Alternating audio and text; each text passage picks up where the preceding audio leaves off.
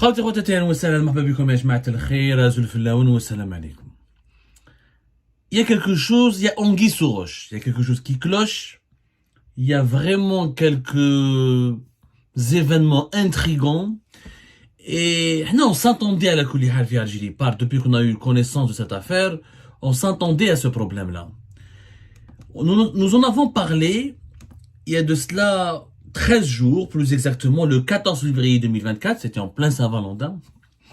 Le 14 février 2024, nous avions diffusé une émission dans laquelle nous vous expliquions les dessous d'une grosse manipulation qui entoure le procès, l'un des procès les plus retentissants et les plus explosifs actuellement en cours au tribunal militaire de Blida.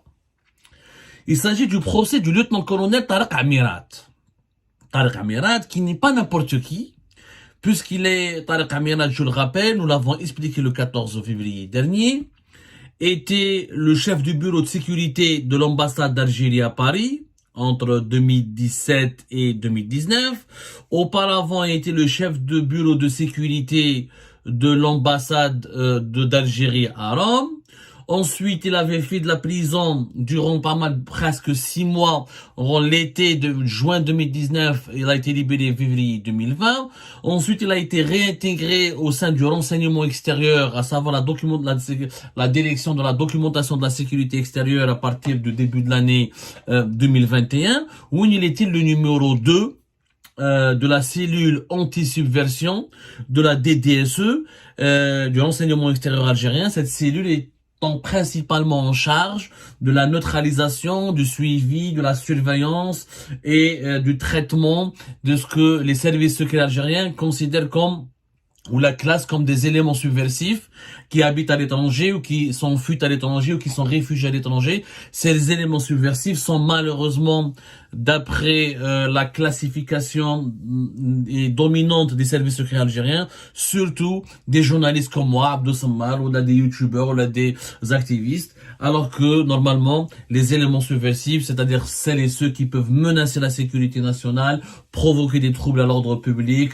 menacer les intérêts de l'État algérien, devraient être des terroristes, des corrompus, des voleurs, des violeurs, des mouvances politiques radicales. Mais malheureusement, on classe dans le concept d'éléments subversifs, notamment depuis 2020, et cette durcissement et le durcissement brutal du régime algérien dans sa répression, dans sa course effrénée pour la répression du Hirak de 2019 et son étouffement, on a classé tout et n'importe qui dans la catégorie subversive. Et c'est Tariq Amirat qui était l'un des cerveaux de cette lutte contre les éléments subversifs à l'étranger, et c'est à cause de lui, notamment, que moi, par exemple, Abdou Sammar, je ne peux pas retourner à mon pays, ou que je peux pas voir mes enfants et mes parents, et que beaucoup d'activistes, de journalistes ou d'opposants sont diabolisés, vilipendés, exclus de leur pays, ou et faisant l'objet de poursuites judiciaires, de mandats d'arrêt internationaux, ou là de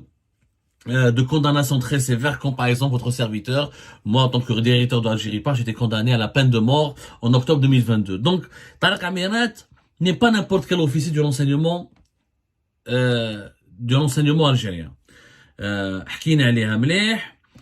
Et le procès qui était prévu le 13 février a été reporté au 3 mars. Dans l'émission, la dernière fois, le 14 février, on a expliqué les dessous de cette manipulation qui vise le principal témoin. Le procès de Tariq Amirat. Alors, il y a plusieurs personnes qui figurent. Donc, certains sont en prison. Certains sont d'anciens officiers de la DDSE qui étaient à l'étranger. Il y avait le frère de général Sidi Ali Ouelzmeli, le général-major Ouelzmeli, qui a dirigé la DCSA, la Direction centrale de la sécurité de l'armée, de 2020 à 2022. Son frère Omar figure dans le dossier. Sidi Ali Ouelzmeli figure lui aussi dans le dossier.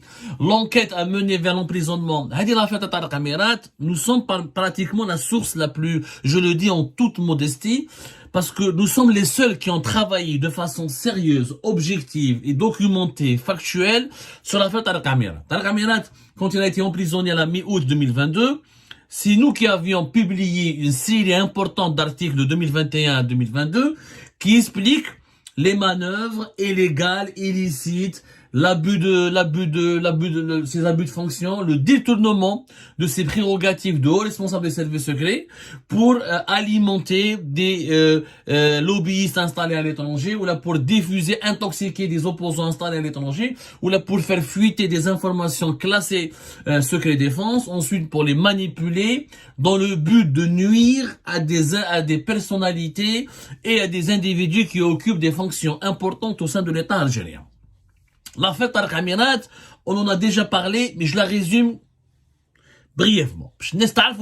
Pourquoi ce procès, le 3 mars prochain, il est stratégique. Tarek Amirat a été accusé avec un certain nombre d'officiers. Certains sont en prison, d'autres sont sous contrôle judiciaire. Kima Oulzmili Sedali, Kima Kho Omar qui est emprisonné. Et Hussein Boulahia, qui était le colonel Hussein Boulahia, qui était le numéro 2 de la DDSE de 2021 à 2022 et qui était le chef de cette cellule anti-subversion. Et Tarek Amirat était son bras droit. Lui, il n'a pas été inquiété outre mesure, n'a même pas été emprisonné.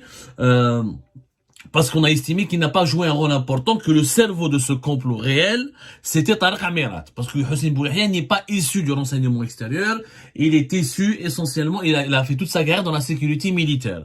Le véritable cerveau de la cellule anti-subversion, c'est Tarek Amirat. C'est lui, Tarek Amirat, qui a planifié toutes les opérations de manipulation, toute la stratégie visant à neutraliser ou à utiliser ou à manipuler les éléments subversifs basés à l'étranger. Mais Tarek Amirat, qu'est-ce qu'il a fait? Tarek Amirat, il a utilisé sa proximité avec Omar Oulzmili, comme il a utilisé ses officiers qui étaient ses collaborateurs, dont certains étaient en poste consulat général de Paris, d'autres étaient en poste Créteil, d'autres étaient en poste à Londres ou là en Belgique, parce que la sécurité extérieure dispose d'un certain réseau d'officiers qui ont le statut de diplomate et qui sont en poste à l'étranger. Il les a utilisés pour faire diffuser des informations depuis l'étranger sur des personnalités ou des généraux majors ou des conseillers d'Abdelmajid Tebboune ou des membres de la famille de Abdelmajid Tebboune ou des ministres du gouvernement pour les torpiller, les salir et les impliquer dans des scandales de corruption. À la suite de ces informations qui étaient majoritairement trafiquées, en fait, Tarek Amirat, qu'est-ce qu'il faisait? Il prenait un élément qui était, ou les deux informations qui étaient vraies, il les noyait dans un récit de mensonges et de faits totalement inventés pour noircir la personnalité qu'il ciblait. Il faisait parvenir ces informations à des canaux établis à l'étranger ou là, qui actifs sur les réseaux sociaux. Même les personnalités sont insultées, injuriées, mises en cause, ou ensuite, avant de les diffuser par le canal, par des canaux sur les réseaux sociaux, là, par des éléments subversifs qu'il manipulait lui-même. Parce que la DDSE fait Tarek Amirat. Il créait des profils, il se faisait passer pour des sources, pour nous communiquer à nous, les opposants, les journalistes basés à l'étranger, des informations. Ces informations, pour celles et ceux qui ne prenaient pas la précaution de les vérifier, étaient fausses à 80%, il n'y avait que 20% de vérité. Ils nous incitaient, ces sources nous incitaient à les publier, à les diffuser, pour nuire à des personnalités politiques et militaires qui étaient ciblées par le clan Tarek Amirat. Même en parallèle de cette opération, Tarek Amirat avec Omar Oulzmili faisait parvenir à la DCSA du général-major Sedali Oulzmili des informations fausses, manipulées, sur lesquelles étaient basées, sur les DCSA enclenchaient ensuite des enquêtes, et ces enquêtes étaient mettaient en cause des personnalités militaires comme des personnalités politiques, et ces enquêtes étaient parvenues ensuite sur le bureau de chef d'état-major Saïd Chengriha, afin de manipuler Saïd Chengriha lui aussi, de le remonter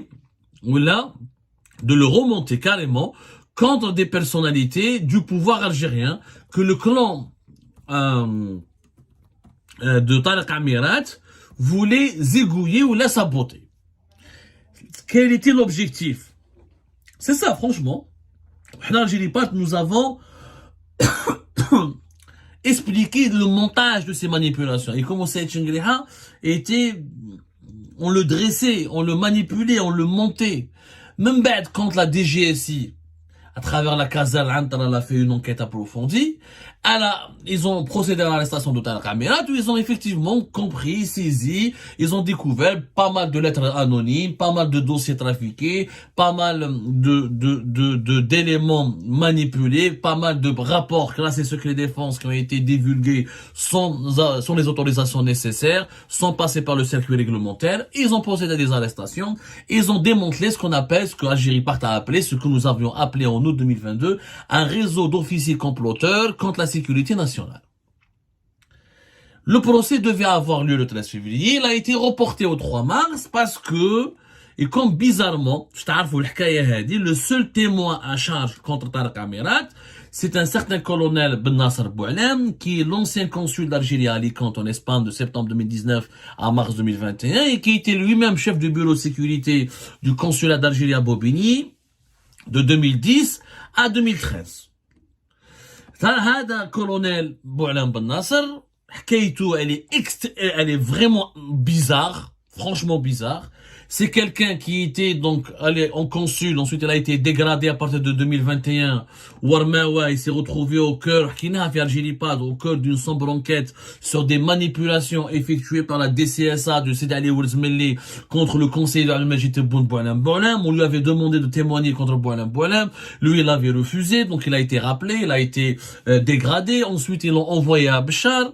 Pratiquement depuis 2022, il y a à Béchar, un officier du renseignement extérieur. Qu'est-ce qu'il fait à Béchar?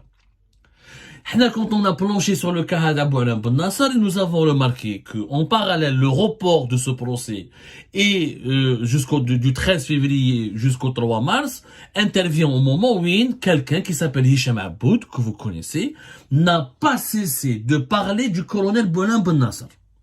Hicham Aboud, nous avons calculé, a fait 4 vidéos dans lesquelles il dresse des éloges au colonel Boualem Ben Nasser. Il le considère comme un fils de bonne famille. Il a fait croire à l'opinion publique nationale et internationale que Hadr Colonel Ben Nasser a fait des témoignages contre Saïd Chengriha, qu'il a des informations accablantes contre Saïd Chengriha, qu'il est prêt à témoigner contre Saïd Chengriha, qu'il a des dossiers qui compromettent directement Saïd Chengriha, alors que Saïd Chengriha n'est pas cité dans cette affaire, ni comme coupable, ni comme témoin. Lui-même, Saïd Chengriha a été victime de ce réseau d'officiers comploteurs, parce que quand il y a des rapports de la DCSA qui étaient basés sur des données manipulées, sciemment manipulées, pour créer un problème à des personnalités militaires et politiques. Parce que le clan Tariq Amirat voulait s'emparer du pouvoir. Tariq Amirat se voyait comme, il avait des ambitions. Il voulait devenir carrément patron de la DDSE, de l'enseignement extérieur. Il voulait pactiser avec certains alliés, qui voulaient prendre le pouvoir de l'enseignement intérieur, à la tête des services secrets. Il voulait donc créer un lobby digne de l'ex-DRS. Il voulait créer un État au sein de l'État pour disposer d'un véritable pouvoir occulte. Et pour cela, il fallait qu'il dégomme certains responsables militaires et politiques et placer et nommer comme successeur de ces responsables des personnalités issues de l'entourage proche ou là des amis ou là des alliés de Tariq Amirat et de ses complices. Donc Chengriha lui-même n'a rien à voir avec le procès. Mais Hicham Aboud, c'est la première fois. Vous connaissez Hicham Aboud, son engagement, ses insultes, ses invectives, ses insanités. C'est quelqu'un qui insulte tout le temps, en dépit de son âge avancé. Je ne l'ai jamais vu dire du bien d'un officier algérien. Jamais. تعرفوا ايش مع بوتي هذا شنقرح يبول في سروالو هذا غير السبان والشر que des insultes de la diffamation, rien à voir avec le journalisme. Mais concernant Ben Nasser Boualem, Hicham Aboud l'a défendu, lui a attribué des propos d'une attitude glorieuse, il a fait de lui un martyr, il a fait de lui un moudjahid, il a même fait une vidéo dans laquelle il parle des membres de sa famille, et où effectivement il a un parent, il a un frère qui travaille au sein de la DGSN, il a un autre frère qui était dans une compagnie aérienne, il a un autre frère qui est aussi un opérateur économique, il a parlé de leur famille, ou sa famille subit des pressions, ils sont menacés, parce que Boualem Ben Nasser parle de Chengriha à des preuves compromettantes contre Chengriha. Hicham Aboud Yajma'a, pour le moment, depuis ces 5 dernières années, n'a défendu que 2 personnalités. Khalid Benchir, ex-patron de la police algérienne et traître avéré, puisque nous avons démontré via les investigations d'Algérie par ses relations suspectes, opaques, illégales et illicites et immorales avec énormément d'entités et de responsables des services de renseignement étrangers. Ou le colonel Boualem Ben Nasser. Tous les autres responsables algériens, Hicham Aboud, ils se brûlent de jour ou de nuit. Comment se fait-il que Hicham Aboud, qui est établi aujourd'hui au Maroc, qui a quitté le territoire français, et qui insulte à tout va, tout ce qui est service, tout ce qui est APSAP, tout ce qui est membre des services algériens, secrets algériens, ou tout ce qui est militaire, à l'exception de Khalid Zine Benchir, qu'il considère comme un héros, parce qu'il s'entend à se défendre. D'ailleurs, il a fait une émission contre nos révélations, nous avons donné des détails, des preuves, des faits, des noms, on va dire que c'est Mohamed Jabbar, qui a donné Abdou Semmar. Mais colonel Ben Nasser que Hicham Aboud défend, c'est un élément de Mohamed Jabbar. C'est un élément de l'enseignement extérieur. Donc comment se fait-il que Hicham Aboud défend et glorifie le colonel Boualem Ben Nasser? En réalité, tout cela fait partie d'une grosse manipulation dont l'objectif est quoi? Et d'empêcher le procès du 3 mars prochain. En discréditant le principal témoin, Hicham Aboud il a été utilisé par les proche de monsieur Tariq Amirat, parce que contre le pouvoir algérien, il chauffe l'État Hicham Aboud, qui est condamné, qui est détesté par le régime algérien, qui est totalement diabolisé, le régime algérien le appelle comme tout ce que dit un influenceur ou un activiste basé à l'étranger qui est considéré comme son adversaire, le régime algérien applique exactement le contraire. En réalité, c'est quoi la manipulation? Hicham Aboud ils ont utilisé, il y a un lobby au sein des services secrets algériens, un lobby qui veut empêcher le procès du 3 mars prochain, et pour empêcher le procès du 3 mars prochain, il faut empêcher la participation de Boualem Ben Nasser. Parce que si le témoin principal ne se présente pas le 3 mars, et ne parle pas, et si la justice militaire ne l'écoute pas, et ne le prend pas en considération, le procès ne pourra pas se tenir Tariq Amirat pourrait éventuellement ou être condamné à une peine symbolique, ou être libéré, ou la remis en liberté. Ou le scandale, dans les officiers comploteurs contre la sécurité nationale, va être passé sous silence, il va être enterré. L'objectif est de sortir Tariq Amirat, qui n'est pas n'importe qui, fils de Slimane Amirat, dont la maman, encore en vie, à la Kulli Harbi Khaliha Lehno, malgré nos divergences avec la famille Amirat, on leur souhaite pas du mal, malgré tout le mal que eux ont fait aux familles des autres. La maman de Tariq Amirat, qui est très proche de plusieurs dirigeants algériens, qui fait du lobbying depuis une année pour obtenir la libération de son fils, et c'est elle qui a réhabilité son fils, parce que son fils, quand il est sorti de prison en février 2020, il est resté sans poste jusqu'à début 2021, c'est elle qui a fait des pressions et des mains et des pieds pour que la DDSE réhabilite Tariq Amirat et lui donne un poste important et prestigieux. Donc le clan Amirat, avec leurs complices, n'ont pas intérêt à ce que le procès du 3 mars prochain se déroule sereinement. Ils n'ont pas intérêt à ce que la vérité éclate au grand jour. Ils n'ont pas intérêt à ce que la justice militaire découvre et expose et diagnostique et fasse une autopsie de ces pratiques complotistes. Parce que derrière Tariq Amirat, il y a des officiers au sein de la DSA, il y a des généraux retraités, il y a des politiciens qui sont très influents, il y a tout un groupe. Il y a tout un lobby de dirigeants qui voulaient déstabiliser l'État de 2022 à 2023, de 2021, pardonnez-moi, à 2022, pour placer de nouveaux dirigeants dans des postes sensibles, au sein de l'armée, au sein du gouvernement, au sein de la présidence et au sein des services secrets. Donc ce procès dérange. Slimane Amirat, une personnalité historique, proche de monsieur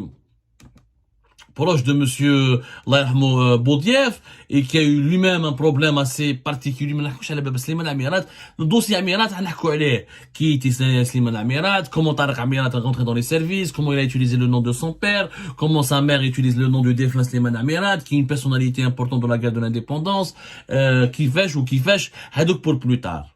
Mais Boualem Ben Nasser, le témoin, il est Hicham Aboud dit du bien de lui, c'est juste pour provoquer sa détestation de la part de l'institution militaire. En fait, ils sont en train de faire croire à Chengriha, Boualem Ben Nasser, a des preuves contre lui, a des dossiers accablants contre lui, et qu'il va témoigner contre lui pour pousser Saïd Chengriha à demander son arrestation, à lui créer des problèmes, à le neutraliser, pour que Chengriha, en s'attaquant à Boualem Ben Nasser, le procès du 3 mars ne pourra pas se tenir. C'est ça le complot. Et si Boualem Ben Nasser a des ennuis, il peut pas se déplacer à Blida, ou là s'il fait l'objet d'un placement en détention, ou là s'il fait l'objet d'intimidation, eh ben le procès ne pourra pas se tenir. Donc c'est Chengriha lui-même est victime d'un complot, d'une manipulation téléguidée depuis le Maroc par Hicham Aboud. Et ce qu'on sait, c'est qu'Hicham Aboud, il est l'ami du beau-père de Tariq Amirat. Le beau-père de Tariq Amirat, c'est Nasser Mhel. Tariq Amirat, il est marié, sa femme, son épouse, c'est la fille de Nasser Mhel, qui était l'ancien patron de l'APS, qui est un journaliste, et qui était l'un des amis de Hicham Aboud.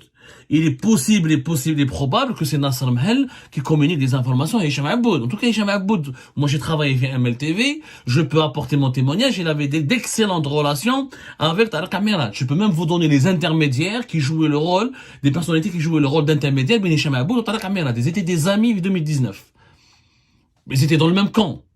Tariq Amirat voulait absolument faire passer le 5e mandat. Hicham Aboud était à l'époque ami de Saïd Bouteflika, et c'est Tariq Amirat qui a aidé Hicham Aboud à monter la chaîne MLTV à Paris.